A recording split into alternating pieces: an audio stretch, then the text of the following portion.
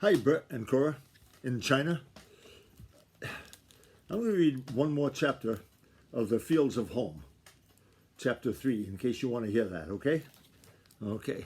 And anybody else who's watching, my son, Bert, who teaches at a school in China, the country of China, asked to hear a little bit of this book online. So over there he can't get a copy of it. So it's a pretty good book. It takes place here in Maine, back around 1912, by Ralph Moody. And it's a true story.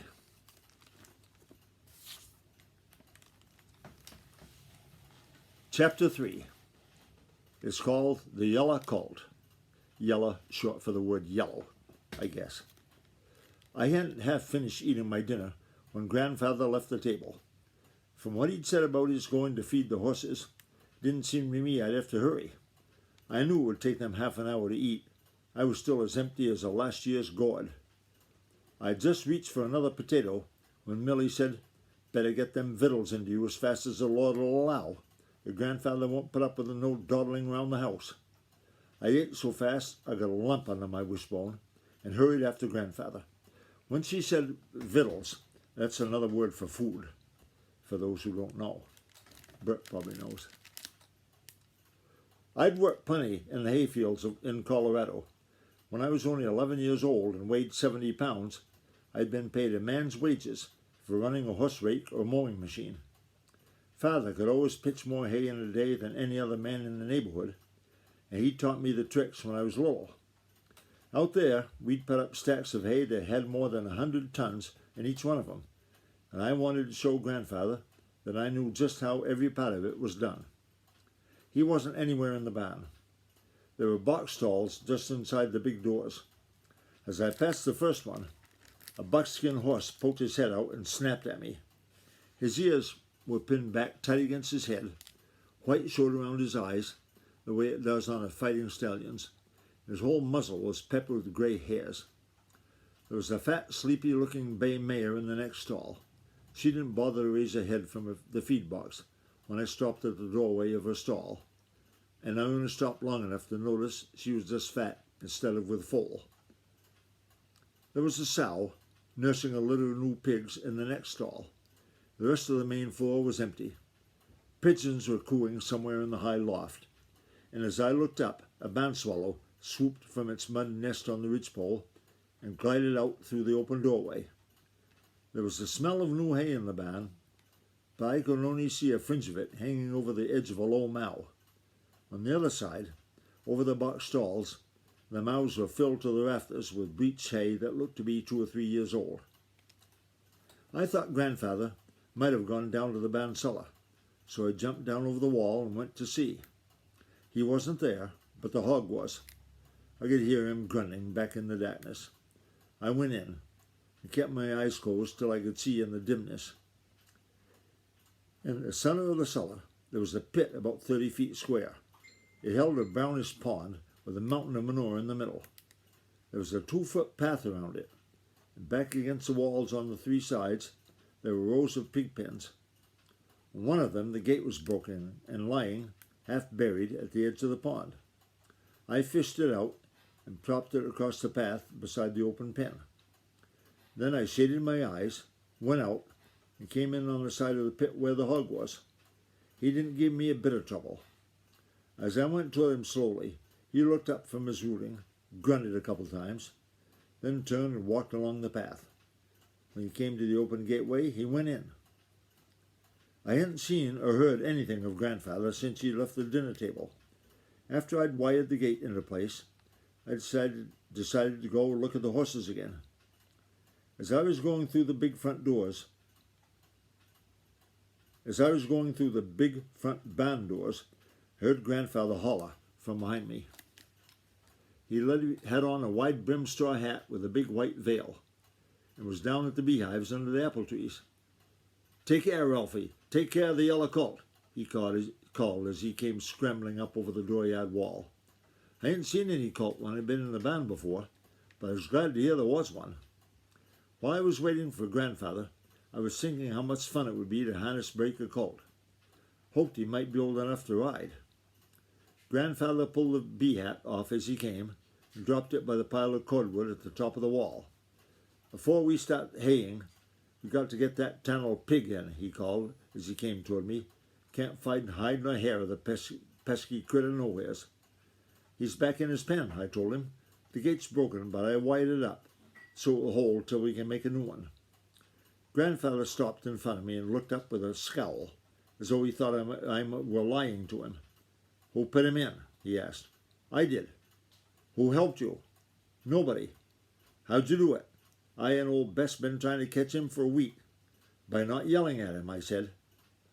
Grandfather's face flared red. He jerked his head back so his whiskers stuck out at me and shouted, Don't you!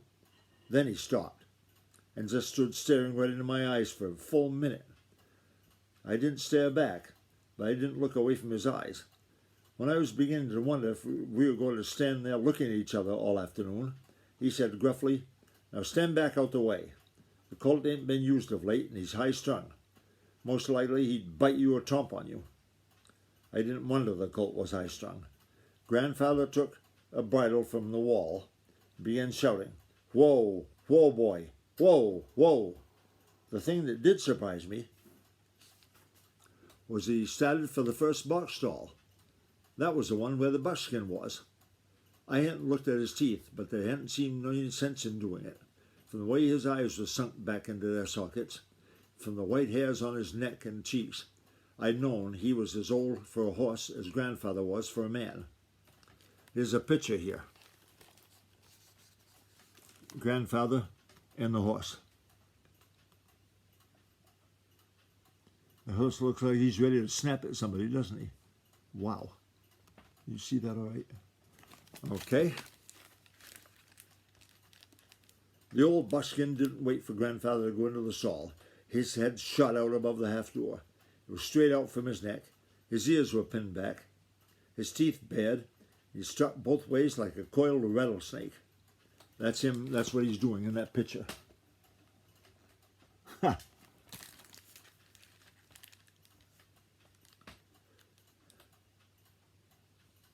Grandfather held the bridle up in front of his own face and shouted, Whoa, whoa, boy, whoa, whoa. On the next swing of his head, the old horse grabbed one of the bridle blinders in his teeth and shook it. Then he let go, jerked his head out of the doorway, whirled, and clattered to the far corner of the stall. I could see it was nothing new with him, because the bridle blinders were frayed and ridged with tooth marks. Before I stopped to think, I said, Let me have it. I'll harness him.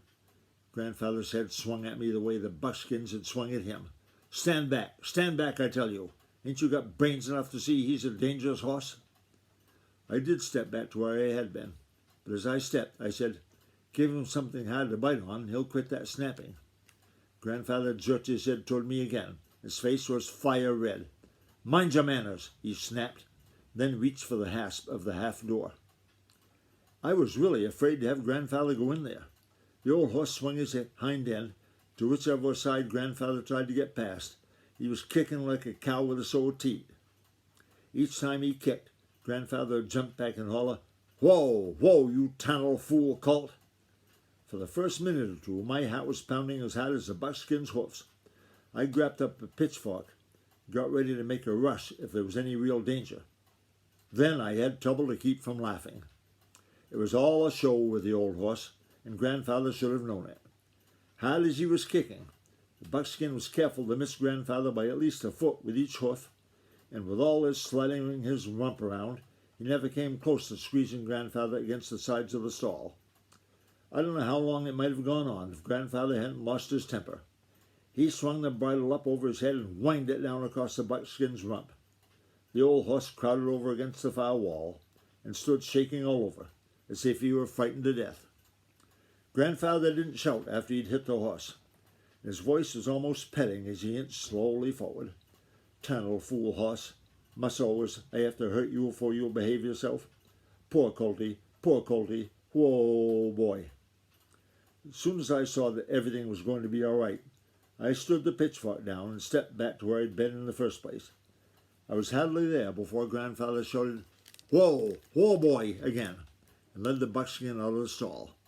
With the sound of his voice, The old horse's hoofs began to beat again.